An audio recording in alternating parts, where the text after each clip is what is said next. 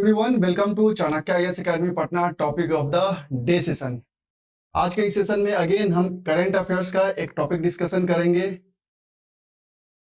अब आप सोच रहे होंगे कि सर ये ट्रैफिक का जो कार्स है उसका पिक्चर क्यों लगाए हैं, तो आज का हमारा टॉपिक ट्रैफिक से ही रिलेटेड है। Ban on diesel vehicle cars. Currently अगर हम बात करें तो इंडिया जो है वर्ल्ड का फिफ्थ लार्जेस्ट कार मार्केट है। जितने भी वर्ल्ड में कंट्रीज है उसमें अभी हमारा जो पोजीशन है वो फिफ्थ लार्जेस्ट कार मार्केट का है। जो रिपोर्ट्स में है डाटाज के अकॉर्डिंग 2030 तक इंडिया वर्ल्ड का third most largest car market बनने जा रहा है। अब सोचिए कि कार की संख्या इतनी अधिक बढ़ेगी और डीजल व्हीकल्स अगर यूज हो तो पॉल्यूशन का जो लेवल है, जो नाइट्रस ऑक्साइड का लेवल है या फिर अदर भी जो गैसेस है जैसे मोनोऑक्साइड है, कार्बन डाइऑक्साइड है, जो भी अदर गैसेस है, फोटोकेमिकल स्मॉग्स है, उनकी क्वांटिटी काफी बढ़ेगी, उनका इमिशन अधिक होगा। तो जो इंडिया का टारगेट है कि 2070 तक जो इंडिया का टारगेट है कि नेट जीरो इमिशन का जो टारगेट है 2070 तक रखा है, और इस रफ्तार से जो हमारे यहाँ जो फोर व्हीलर्स हैं उनकी संख्या बढ़ेगी, तो ये कैसे पॉसिबल हो पाएगा। तो रिसेंटली अभी मिनिस्ट्री ऑफ पेट्रोलियम ने रिकमेंड किया है कि 2027 तक जो भी डीजल व्हीकल्स है, फोर व्हीलर्स है, उन्हें बैन कर दिया जाए, ताकि जो इंडिया का टारगेट है नेट जीरो इमिशन का बाय 2070 उसे अचीव किया जाए। क्योंकि आने वाले टाइम में India is going to become the world third largest car market. तो अगर इतना ज्यादा कार मार्केट बढ़ रहा है, इंडिया में कारों की संख्या लगातार बढ़ रही है और डीजल बेस्ड अगर कार होंगे तो फिर तो प्रॉब्लम है, पॉल्यूशन का लेवल इंक्रीज करेगा ही। तो इसी रिगार्डिंग आज का हमारा टॉपिक है कि डीजल जो भी व्हीकल्स है उन्हें बैन करने से रिलेटेड यह न्यूज आया था, जिसमें recently ministry of petroleum and natural gas recommended a ban on the use of diesel powered four wheelers by 2027 in cities with a population of more than 1 million and instead transition to electric and gas fueled vehicles। यह ministry ने recommend किया है, ministry of petroleum and natural gas ने, कि वैसे सारे urban areas जहां पे पॉपुलेशन 1 मिलियन से अधिक है उन एरियाज में 2027 तक जो भी डीजल व्हीकल्स है, फोर व्हीलर्स है, उन्हें बैन कर दिया जाए और ट्रांजिशन किया जाए टुवर्ड्स इलेक्ट्रिक व्हीकल और gas fuelled vehicles like CNG. तो इंडिया का टारगेट क्या है कि ज्यादा से ज्यादा अब इलेक्ट्रिक व्हीकल्स की ओर शिफ्ट किया जाए। जो लिथियम का यूज हम करने की बात कर रहे हैं, जिसे इलेक्ट्रिक व्हीकल्स में यूज किया जाए एज ए बैटरी, अब उसको प्रमोट करने की बात की जा रही है और इस डीजल को बैन करने की बात की जा रही है 2027 तक। अब बात करते हैं क्या स्टेटस है। तो diesel driven four wheelers may be eliminated as soon as possible, therefore a ban on diesel powered four wheelers in all million plus cities and allow all towns with high population has to be enforced in 5 years। तो इस report में कहा गया है कि इस आने वाले 5 सालों में इस रिकमेंडेशन को इन्फोर्स किया जाए, ताकि जितने भी मिलियन प्लस सिटीज है, जो भी अर्बन एरियाज है having population of more than 1 million, वह इस जो रिकमेंडेशन है उसे इन्फोर्स करे, ताकि 2027 तक पॉल्यूशन के लेवल को कम किया जा सके। क्योंकि इतना अधिक इमिशन हो रहा है गैसेस का, जिससे कि ग्लोबल वार्मिंग बढ़ रहा है और इमिशन इमर्ज होगा, तो इंडिया का जो टारगेट है कि जो 2070 तक नेट जीरो का जो टारगेट है वो अचीव नहीं हो पाएगा। And also commercial vehicles may transition to LNG in short term and no diesel city buses addition to be allowed in urban areas। No diesel city buses in addition to be allowed in urban areas to drive towards transition towards clean fuel urban public transportation in about 10 years। और खासकर जो भी public transportation buses है जो भी diesel पे है, अब उन्हें अलाउ नहीं किया जाएगा इन अर्बन एरियाज में, और आने वाले 10 सालों में वो फुली शिफ्ट होंगे towards the clean fuel vehicles, जैसे सीएनजी का यूज करके या इलेक्ट्रिक व्हीकल्स जो अब चल रहे हैं बसेस, इस तरीके से यूज किया जाए कि जो भी पॉल्यूशन रिलेटेड जो इमिट हो रहे हैं, डीजल जो इमिट कर रहा है पॉल्यूशन को, उसे कम किया जा सके in urban areas for public transportation, उसे भी कंप्लीटली शिफ्ट किया जाए। आखिर क्या लॉजिक है इसके पीछे अगर हम बात करें इसके बैकग्राउंड की। तो इंडिया में एट प्रेजेंट अगर हम इंडिया की बात करें तो जितना भी पेट्रोलियम प्रोडक्ट्स का कंजप्शन होता है उसमें 40% जो कंट्रीब्यूशन है वो डीजल का ही है। मिनिस्ट्री ऑफ पेट्रोलियम का जो रिपोर्ट है, according to ministry of petroleum planning and analysis cell, diesel currently accounts for 40% of India's petroleum products consumption, कि जितना भी पेट्रोलियम प्रोडक्ट्स कंजप्शन हो रहा है उसमें सबसे 40% डीजल का ही कंट्रीब्यूशन है। अब बात करें कि the panel had recommended come in the wake of government's stated aim to reduce green house gas emission and to produce 40% of its electricity from renewable energy as a part of 2070 net zero goal. और इस commission ने, ये जो panel ने जो recommendation दिया है कि डीजल व्हीकल्स को 2027 तक बैन किया जाए। क्यों? कारण क्या है कि जो इंडिया का भी जो टारगेट है कि इंडिया का टारगेट है कि 40% जो भी एनर्जी प्रोड्यूस होगा वह जल्द से जल्द रिन्यूएबल एनर्जी पे शिफ्ट किया जाए, और जो अनदर टारगेट है नेट जीरो गोल का बाय 2070 उसे अचीव किया जाए। मतलब टोटल जो भी एनर्जी प्रोड्यूस हो रहा है उसका 40% इंडियन गवर्नमेंट क्या टारगेट कर रही है कि रिन्यूएबल एनर्जी से जनरेट किया जाए, ताकि ग्रीन हाउस गैस इमिशंस को कंट्रोल किया जा सके और नेट जीरो को अचीव किया जा सके। अगर हम 2020 से बात करें तो most car makers have taken significant step towards deleveraging their diesel portfolios. और 2020 के बाद बहुत सारे ऐसे कार मेकर्स कंपनीज है जो अब शिफ्ट कर रही हैं धीरे धीरे। उन्होंने तो बहुत सारे कंपनी ने, जैसे मारुति की अगर बात कर ले, उसने 2020 के बाद डीजल व्हीकल्स बनाना भी बंद कर दिया है। जो डीजल इंजन कार्स होते थे उसे बनाना बैन कर दिया है। जैसे एग्जांपल मैं दे रहा था आपको, Maruti Suzuki the countries largest passenger vehicle manufacturer stopped making diesel vehicles from April 1, 2020। Diesel cars accounted for 48% of passenger vehicles sales in the country in 2013 due to the sharply lower prices of diesel as compared to petrol। जो यह data कह रहा है कि 2013 के time में लगभग जितने भी पैसेंजर व्हीकल्स थे उसमें 48% जो भी पैसेंजर व्हीकल्स थे वो डीजल इंजन पे बेस्ड थे। कारण क्या था उस समय? क्योंकि जो डीजल का प्राइसेस था ना वो लोअर था as compare to petrol, that's why इसे ज्यादा यूज किया जा रहा था। और ये भी है कि जो डीजल का जो क्वालिटी है, इफिशियंसी है, वो हायर है as compare to petrol. But this change when the decontrol of fuel price started in 2014। But जैसे ही 2014 आता है उसके बाद जो प्राइसेस है उसमें डी कंट्रोल होता है, जो डीजल की भी प्राइसेस है उसके बाद धीरे धीरे शिफ्ट होना स्टार्ट होती है।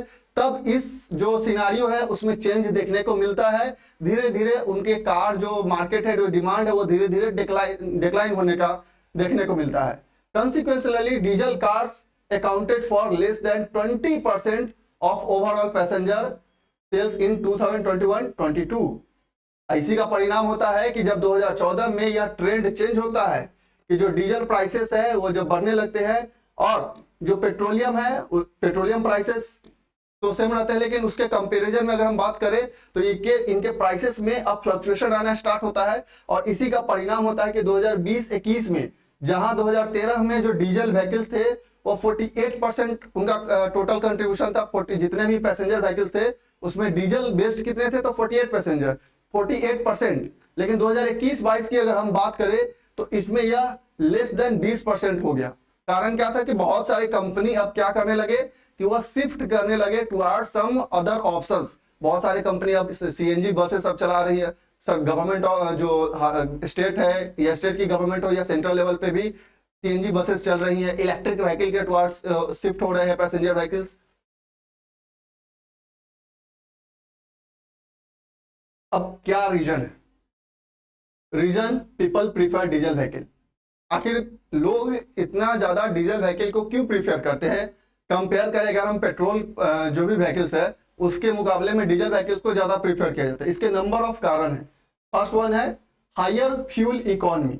अगर हम बात करें कि जो डीजल है, जो भी डीजल इंजन होते हैं उन्हें पेट्रोलियम इंजन की अगर बात करें तो इनकी इफिशियंसी जो होती है ना वो काफी ज्यादा अधिक होती है। डीजल इंजन का जो इफिशियंसी होता है पेट्रोलियम के मुकाबले में वो हायर इफिशियंट होता है। दूसरा, ग्रेटर एनर्जी कंटेंट पर लीटर ऑफ डीजल। अगर हम पर लीटर एनर्जी की भी बात करें कि पेट्रोलियम कितना एनर्जी जनरेट करता है और डीजल कितना एनर्जी जनरेट करता है, तो दोनों के कंपैरिजन में पर लीटर डीजल का जो कह सकते हैं एनर्जी जनरेशन वो काफी अधिक होता है as compare to petrol. And inherent efficiency of diesel engines, इसका जो अगर दो पेट्रोल जो है उसको ऑक्टेन नंबर में मेजर करते हैं, एंड जो डीजल है दिस इज सीटेन नंबर। तो जो डीजल है ना, इसकी इफिशियंसी जो होती है वो पेट्रोल के मुकाबले में काफी अधिक हायर होती है। Diesel engines also do not use high voltage spark, जो स्पार्क प्लग होता है वो डीजल इंजन में रिक्वायर नहीं होता है। जो पेट्रोलियम जो भी इंजन होते हैं उसमें स्पार्क प्लग का रिक्वायरमेंट होता है, एंड दस यूजेज लेस फ्यूल पर किलोमीटर। पेट्रोलियम प्रोडक्ट्स में स्पार्क प्लग लगे होते हैं जिसके कारण वो अधिक से अधिक कंज्यूम करता है पेट्रोल को पर किलोमीटर की अगर हम बात करें तो। वहीं पे डीजल इंजन्स में कोई भी स्पार्क प्लग नहीं होता है जिसके कारण से वह कम एनर्जी कंज्यूम करता है, and they have higher compression ratio making it fuel for the of choice for heavy vehicles. जो भी हैवी व्हीकल्स होते हैं, क्योंकि इसका जो एनर्जी इफिशियंसी है वो काफी अधिक है, जो भी डीजल हैं उनकी एनर्जी एफिशिएंसी अधिक होती है, इसीलिए जितने भी हैवी व्हीकल्स होते हैं, जो भारी वाहन होते हैं, उसमें मोस्ट ऑफ द जो व्हीकल्स होते हैं उसमें डीजल इंजन्स होते हैं क्योंकि उसकी एनर्जी एफिशिएंसी अधिक होती है। Also diesel engines offer more torque, rotational turning force and are less likely to stall as they are controlled by mechanical और electronic governor, thereby providing better for haulage. इसलिए इसका टॉर्क भी high होता है, efficiency भी high है, पर kilometre इसका एनर्जी कंजप्शन भी कम है, और दूसरा कि इसमें कोई स्पार्क प्लग नहीं होता है। इसलिए जो भी आपको हैवी व्हीकल्स देखने को मिलते हैं उसमें सब में आप अगर नोटिस कीजिएगा तो सबके सब मोस्ट ऑफ द जो व्हीकल्स होते हैं वो डीजल इंजन बेस्ड होते हैं। जैसे आप ट्रक की बात कर ले, बड़े बड़े जेसीबी की बात कर ले, ये सब क्या है, डीजल इंजन बेस्ड होते हैं। अब बात करते हैं कि जो भी कार मेकर्स है, जैसे कि हम बात कर रहे थे मारुति सुजुकी, अब वो मूव कर रहे हैं away from diesel engine vehicles. इसका बहुत सारे कारण हैं और एक केस भी आया था वॉल्क्सवैगन के बारे में, 2015 में इस पे केस एक आया था और उसने एक्सेप्ट भी किया था कि उसने पॉल्यूशन के लेवल को कम करने के लिए डीजल इंजन्स जो पॉल्यूशन क्रिएट करते हैं उसको कम करने के लिए उसने इंजन्स में टैपरिंग किए थे ताकि वो पॉल्यूशन के लेवल को कम शो करे। अब क्यों मूव कर रहे हैं, तो कारण क्या है, इंडिया में स्पेशली अगर हम बात करें तो गवर्नमेंट ऑफ इंडिया जो है वो BS4 नॉर्म से डायरेक्ट शिफ्ट कर रहा है BS6 पे। मतलब एक ट्रांजिशन पीरियड BS5 होना चाहिए था, उसने डायरेक्ट शिफ्ट किया government of India BS6 engines पे। इंडिया का एफर्ट है कि पॉल्यूशन के लेवल को कम किया जा सके, जो इंजन से इमिशन होते हैं गैसेस का, पार्टिकुलेट मैटर्स का, उसको कम किया जा सके। इसलिए गवर्नमेंट ऑफ इंडिया का टारगेट है कि वो डायरेक्ट शिफ्ट किया है from BS4 norms to BS6। अब इसीलिए जो भी कंपनीज है वो अब क्या कर रही है कि डीजल इंजन से मतलब छोड़ रही है, वो डीजल इंजन पर काम नहीं कर रही है, अल्टरनेटिव सोर्सेस पे वो अपने काम कर रहे हैं। There are increase emission of oxides of nitrogen. कारण क्या है, इसे क्यों बैन करने की बात कही जा रही है, तो हालांकि बहुत सारे ग्रीन हाउस गैसेस इमिट होते हैं लेकिन उसमें जो सबसे टॉक्सिक गैस है नाइट्रस ऑक्साइड्स का इमिशन जो है डीजल इंजन से काफी ज्यादा अधिक होता है।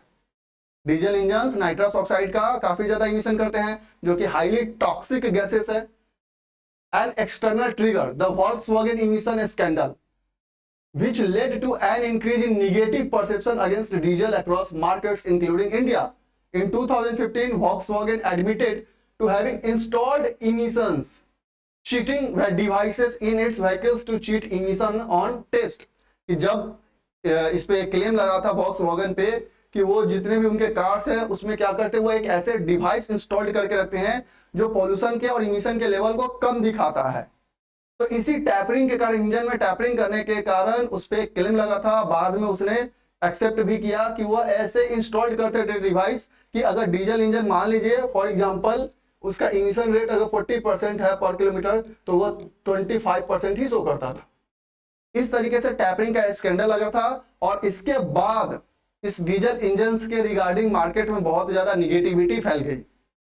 ऑल्सो द रीजन भाई मारुति सुजुकी भी है या अदर कार मेकर्स है, उन्होंने अनाउंस किया है 2020 में मारुति सुजुकी ने तो 1 अप्रैल 2020 से ही एग्जिस्ट कर लिया कि अब वो कोई भी डीजल इंजन व्हीकल नहीं प्रोड्यूस करेगा। The government decision to leapfrog directly from BS4 to BS6। अब इसी के कारण क्या हो रहा है कि जितने भी कार मेकर्स कंपनीज है वो अब डायरेक्ट अल्टरनेटिव सोर्सेस पे शिफ्ट कर रही हैं, क्योंकि गवर्नमेंट ने भी जो डायरेक्ट शिफ्ट किया है फ्रॉम BS4 टू BS6। यही रीजन है for car makers such as Maruti Suzuki cited for the unviability to retaining diesel in their portfolio. इसी कारण कि अब कोई भी कार मेकर कंपनी जो है अब वो डीजल इंजन कार्स नहीं बनाना चाह रही है।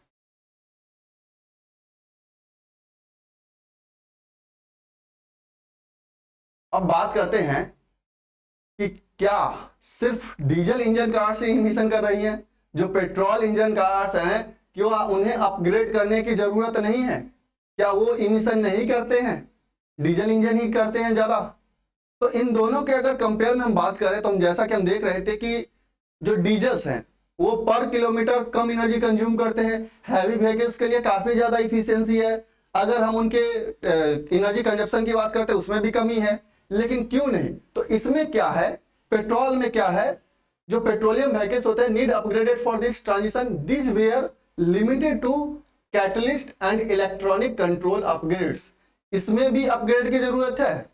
पेट्रोलियम जो भी इंजन है उसमें भी अपग्रेड की जरूरत है, लेकिन वह लिमिटेड है। डीजल इंजन में हाई चेंजेस की जरूरत है। लिमिटेड कहां पे है ये? इसके कैटलिस्ट चेंज करने की जरूरत है और इसके इलेक्ट्रॉनिक कंट्रोल जो है उसे अपग्रेड करने की जरूरत है। जबकि अगर हम डीजल व्हीकल्स की बात करें, the upgrade were more complicated, उसे भी करना है। पेट्रोलियम जो भी हमारे व्हीकल्स हैं, इंजन है, उसे भी अपग्रेड करना है। बट यह सिंपल है। सिंपल क्यों है? क्योंकि इसमें सिर्फ कैटलिस्ट और जो इलेक्ट्रॉनिक अपग्रेड्स है उसे करना है। जबकि डीजल व्हीकल्स की अगर हम बात करें तो वहां पे यह कॉम्प्लिकेटेड क्यों है? कॉम्प्लिकेटेड है इसलिए क्योंकि इसमें 3 पीसेस ऑफ इक्विपमेंट है जो कि अपडेट करने की जरूरत है, और वो है डीजल पार्टिकुलेट फिल्टर।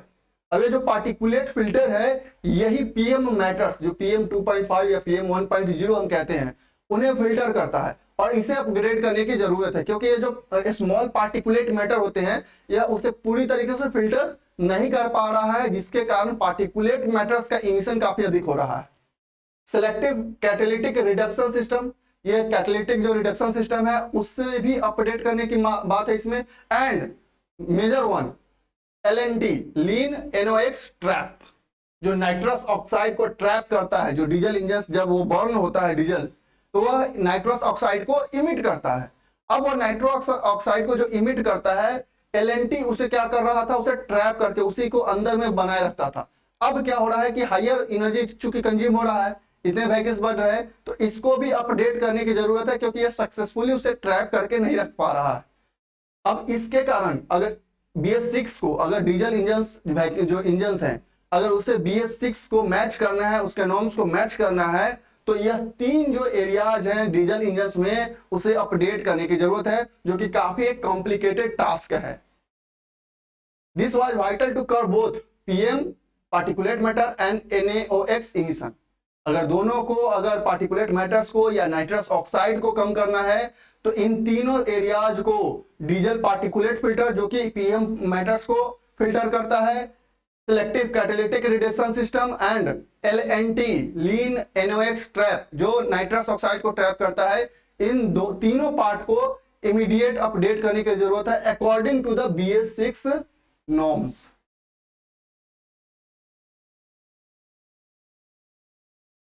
अब क्या इशू है with the proposal? Ministry of petroleum ने तो प्रपोजल दे दिया, लेकिन इसमें क्या इशू है?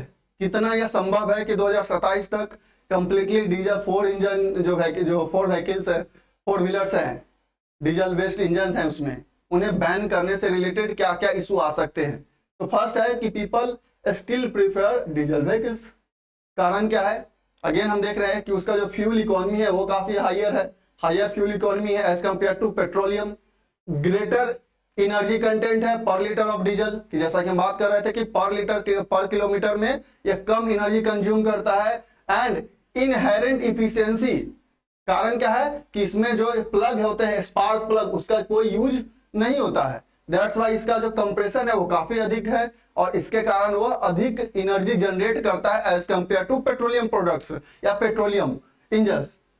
ऑफर मोर टॉर्क, अगेन कि यह टॉर्क बहुत ज्यादा देता है जिसके कारण से इसकी एफिशिएंसी काफी ज्यादा हाई होती है। Issue with the proposal, again में देख सकते हैं how practical it would be to implement the ban.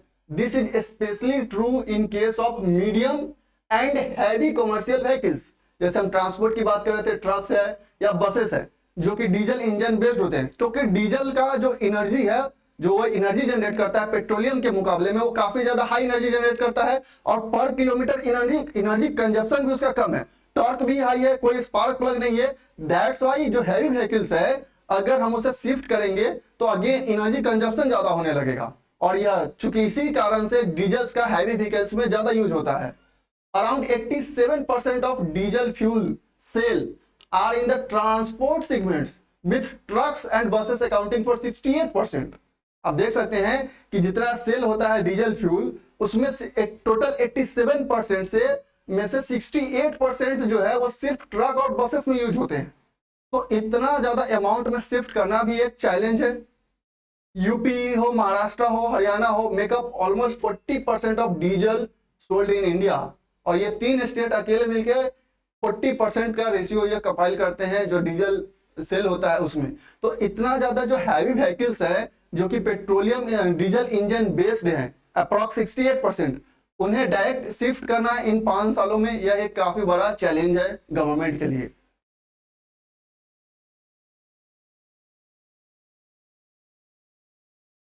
Again transition challenge है यहाँ पे। While it seems easier at the moment to convert diesel trucks to compressed natural gas, there are certain limitations. First one, CNG being used for shorter distance and its lower tonnage carrying capacity. अब जैसा कि हम लोग आसानी से लोग कह रहे हैं कि ट्रांजिशन तो कर सकते हैं सीएनजी पे, बट सीएनजी में कुछ लिमिटेशंस है। फर्स्ट वन क्या है कि यह शॉर्टर डिस्टेंस के लिए यूज हो रहा है और दूसरा कि डीजल जितना इफिशियंसी प्रोवाइड कर पा रहा है पर किलोमीटर जितना वह एनर्जी जनरेट कर पा रहा है बिना स्पार्क प्लग के वो जो एनर्जी जनरेट कर पा रहा है या लॉन्ग डिस्टेंस या हैवी जो ट्रक वगैरह है जो हेवी लोड को कैरी करते हैं वैसे सीएनजी व्हीकल्स में करना काफी ज्यादा मुश्किल होगा।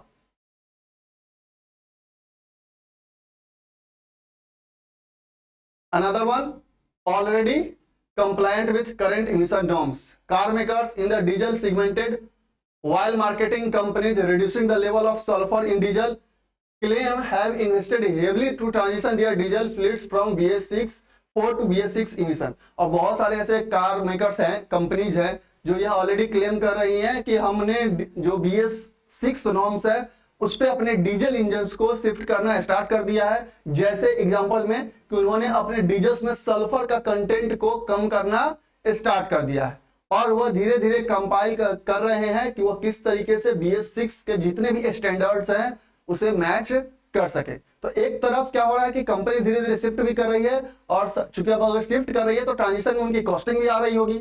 तो सरकार एक तरफ कह रही है कि 2027 तक इसे बैन भी करना है, यह अनदर चैलेंज है। तो ये था about ban on diesel engines, जिसे अभी रिसेंटली मिनिस्ट्री ऑफ पेट्रोलियम ने रिकमेंड किया है कि 2027 तक इसे कंप्लीटली बैन किया जाए ताकि इंडिया जो है उसका जो टारगेट है 2070 तक नेट जीरो का उसे अचीव किया जाए। और इंडिया का एक और टारगेट है कि जो एनर्जी प्रोड्यूस होगा उसमें 40% कंट्रीब्यूशन रिन्यूएबल एनर्जी से रहना चाहिए।